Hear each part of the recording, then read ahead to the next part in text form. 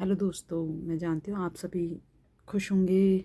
हम लोग आज जीडी के कुछ साइंस के क्वेश्चन करेंगे और साइंस के क्वेश्चन ये PYQs हैं और ये आपको बहुत हेल्प करेंगे।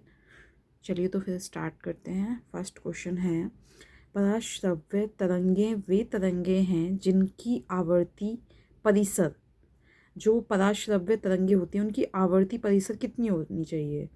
20 हर्ट्ज से कम है, 20 हर्ट्ज से या 20,000 हर्ट्ज के बीच है, या 20,000 हर्ट्ज से अधिक होनी चाहिए, या उपरोक्त में से कोई भी नहीं। तो यहाँ पर तो ऑप्शन ये लगा हुआ है, सही है ये। 20,000 हर्ट्ज से अधिक होनी चाहिए। पराश्रव्य तरंगें जो होती हैं उनकी जो आवृत्ति होती है यानी कि फ्रिक्वेंसी, वो 20,000 हर्ट्ज से अधिक होनी चाहिए। विद्युत ऊर्जा का मात्रक क्या होता है? विद्युत ऊर्जा का मात्रक, यहाँ पे आप ये क्वेश्चन देख पा रहे हैं, विद्युत 16 क्वेश्चन। विद्युत ऊर्जा का मात्रक क्या होता है? विद्युत ऊर्जा का मात्रक होता है वॉट, वॉट और जूल। वॉट और जूल, ये ऑप्शन कट हो रखा है, या जूल, या इनमें से कोई नहीं। तो विद्युत ऊर्जा का मात्रक होता है जूल। नेक्स्ट क्वेश्चन है, वह जल, आपको शायद क्लियरली विजिबल नहीं हो रहा होगा, मैं दिखाती हूँ। वह जल जो साबुन के साथ रगड़ने पर शीघ्रता से अधिक झाग देता है कहलाता है। तो वह जल जो साबुन के साथ रगड़ने पर शीघ्रता से अधिक झाग देता है कहलाता है मृदु जल।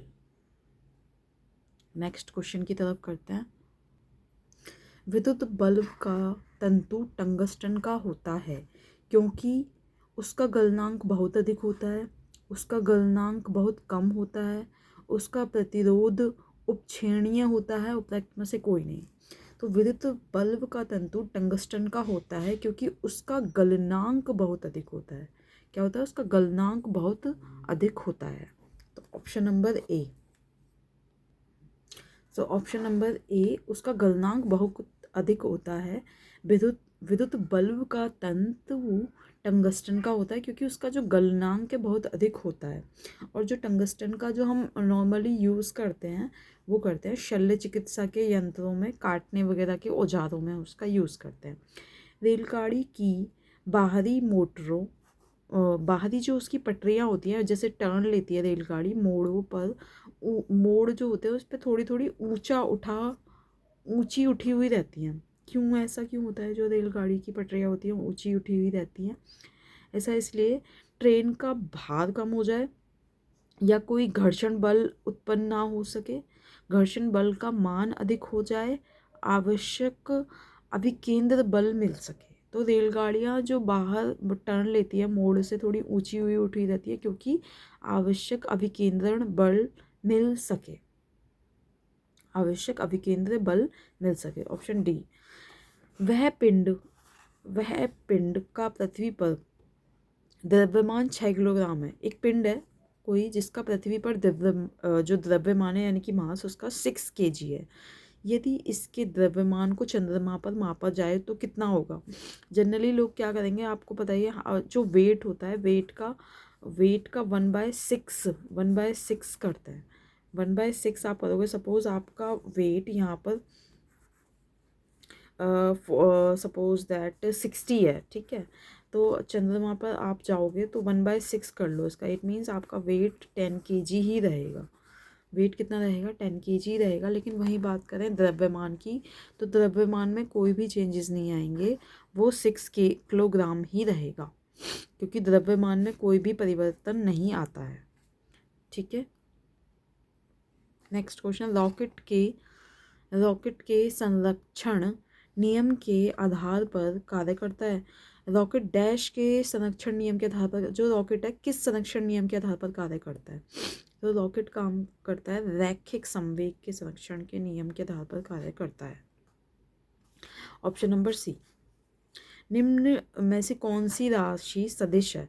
तो सदिश राशि वह राशियाँ होती हैं जिसका दिशा और परिणाम हो, जिसमें दोनों ही चीज़ें हों, दिशा भी हो और परिणाम भी हो, वही राशि हमारी सदिश राशि कहलाती हैं। तो क्षेत्रफल का तो कोई यहाँ पे क्षेत्रफल कि परिणाम क्या होगा, दिशा तो नहीं होगी कोई, आयतन की कोई दिशा तो नहीं होगी, घनत्व की कोई दिशा तो नहीं होगी, बट बल बल हम लगाते हैं तो किसी डायरेक्शन में लगाते हैं और उसका परिमाण भी होता है, यानी मेजरमेंट भी होता है, यानी बल हमारी सदिश राशि है। जल का क्वथनांक कितना रहता है? नेक्स्ट क्वेश्चन है, 1 मिनट, आपको थोड़ा विजिबल हो रहा है या नहीं, मैं इसको कॉपी को सेट कर लेती हूँ। जल का क्वथनांक सदैव 100 डिग्री सेल्सियस होता है। वायुमंडलीय दाब पर निर्भर करता है, यानी एटमॉस्फेरिक प्रेशर पर निर्भर करता है। जिस पात्र में जल उबाला जा रहा हो उसके पदार्थ पर निर्भर करता है, या उष्मा यानी हीट के स्रोत पर निर्भर करता है।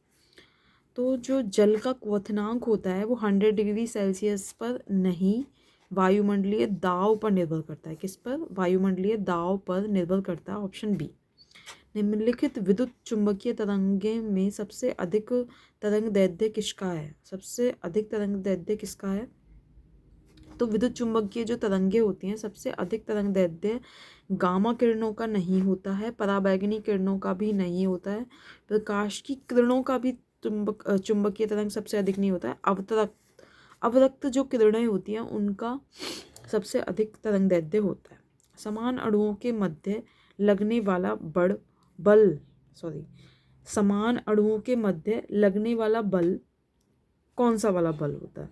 जो समान अणु है, यानी सेम अणु के जो होते हैं उनके मध्य जो फोर्स लगता है वो कौन सा होता है? तो ससंजक बल होता है, घर्षण होता है, या जड़त्वीय, या असंजक? तो ससंजक बल समान अणुओं के मध्य लगता है। ये जिस क्वेश्चन में है वन ऑब्जेक्टिव, उसी तरीके से आप याद कीजिए, मैं इसके सारे एक्सप्लेन नहीं कर रही हूँ। समान अणुओं के मध्य लगने वाला बल ससंजक बल होता है।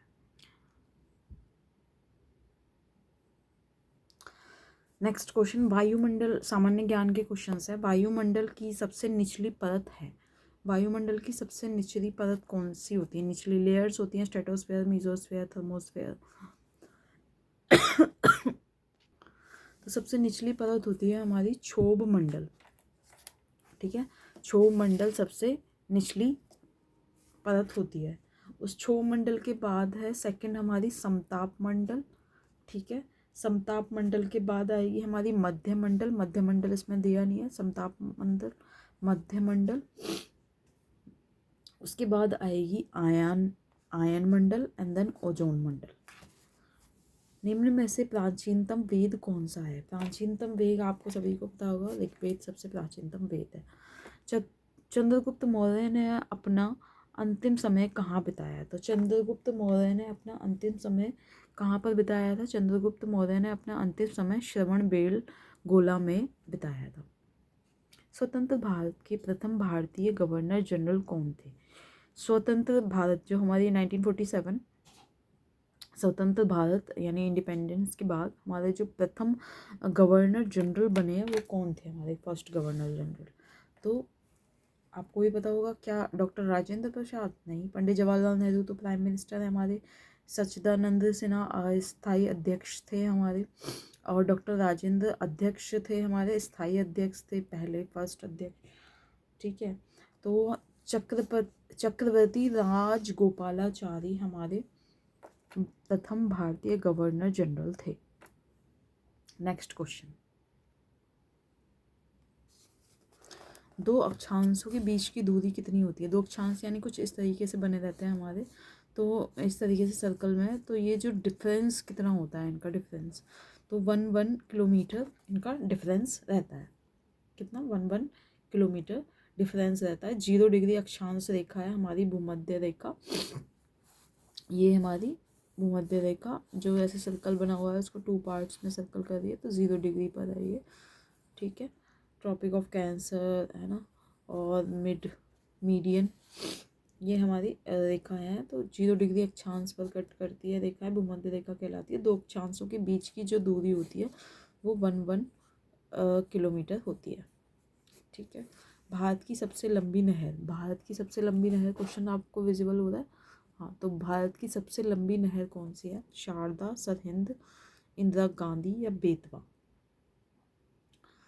तो भारत की सबसे लंबी नहर की बात हो रही है। सबसे हमारी देखो सबसे बड़ी गंगा जो हमारी नदी है वो गंगा नदी है, गंगा रिवर है, ठीक है। और लेकिन नहर की बात हो रही है तो इंदिरा नहर सबसे लंबी नहर है। नेक्स्ट क्वेश्चन, निम्न में से कौन सा युग्म सम्मिलित नहीं है? तो यूनेस्को का हेडक्वार्टर कहाँ पर सम्मिलित नहीं है वो हमें देखना है। सो यूनेस्को का है पेरिस, सही लिखा हुआ है।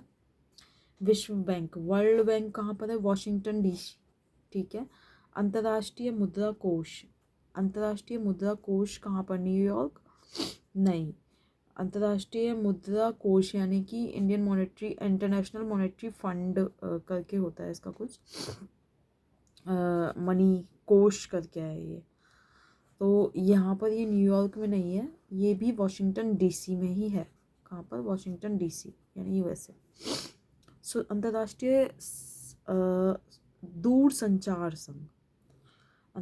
दूरसंचार संघ है हमारा जेनेवा। अंतर्राष्ट्रीय दूरसंचार संघ जेनेवा। अंतर्राष्ट्रीय मुद्रा कोष वॉशिंगटन डीसी। विश्व world bank Washington DC. UNESCO Paris. Talikota का युद्ध कब प्रारंभ हुआ था? तालीकोटा का जो वॉर है वो कब प्रारंभ हुआ था? 25 जनवरी 1565 में 1565 में तालीकोटा का युद्ध प्रारंभ हुआ था। जापान की संसद को, ये तो आपको पता ही होगा, जापान की संसद को डाइट, सारी संसद का नाम वैसे जापान की संसद को क्या कहा जाता है? डाइट कहा जाता है। फ्लेइंग इट माई वे नामक पुस्तक किसने लिखी है? फ्लाइंग इट माई वे नामक पुस्तक किसने लिखी है? तो युवराज सिंह नहीं, सचिन तेंदुलकर ने लिखी है फ्लाइंग इट माई वे, सचिन तेंदुलकर। कौन सा देश वर्ष 2021 में वरिष्ठ विश्व कप, देख पा रहे हैं आपको क्वेश्चन?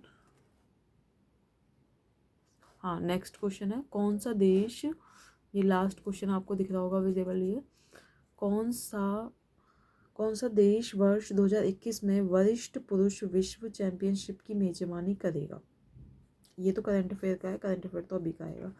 इटली की सरकारी रिपोर्ट को कहा जाता है, इटली में जो सरकारी रिपोर्ट होती है उसको क्या कहा जाता है?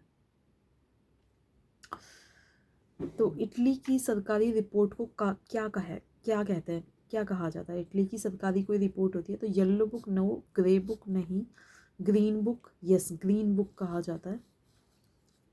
इटली की सरकारी रिपोर्ट को ग्रीन बुक कहा जाता है। ग्रीन बुक ईरान जो अभी वॉर चल रहा है, ईरान से ही चल रहा है, तो मे भी आ सकता है क्वेश्चन।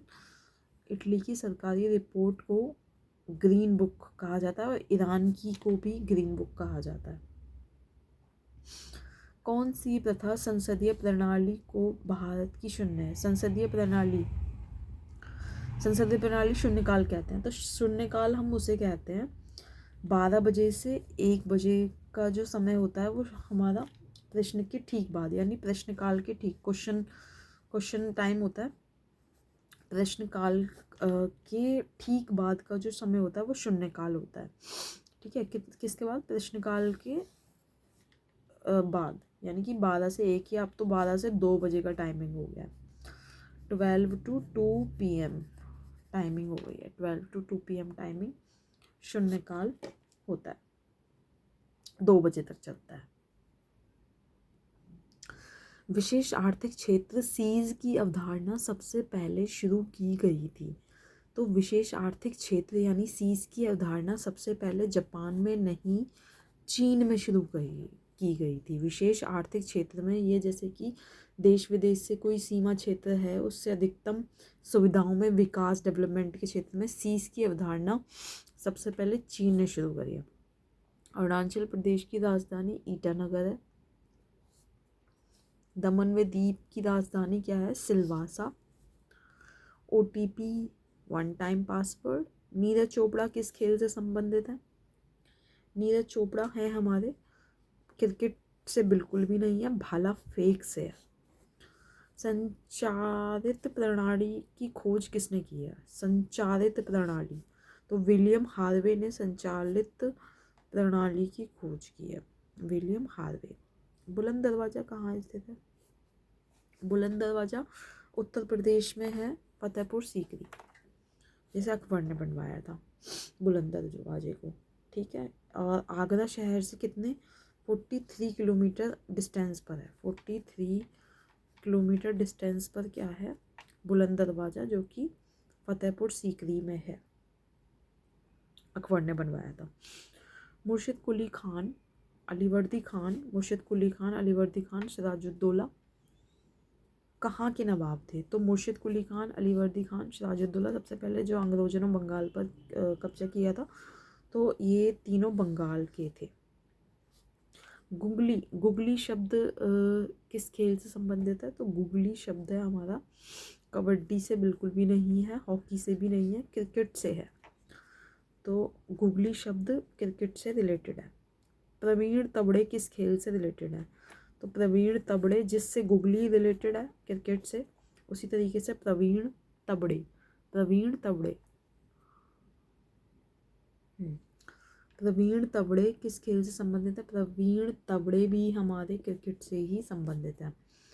वह प्रथम महिला पहलवान, उस प्रथम महिला पहलवान का नाम बताइए जिसने ओलंपिक में पदक हासिल किया। तो है, इनका नाम क्या है? साक्षी मलिक। 2016 में पदक हासिल किया था इन्होंने, साक्षी मलिक ने, और ये पहली पहलवान थी, महिला पहलवान थी, फर्स्ट, साक्षी मलिक। भारत का राष्ट्रीय खेल हॉकी। इस तरीके से हमारे क्वेश्चंस कंप्लीट हो गए हैं। आई होप ये आपको हेल्प करेगा। ठीक है, थैंक यू।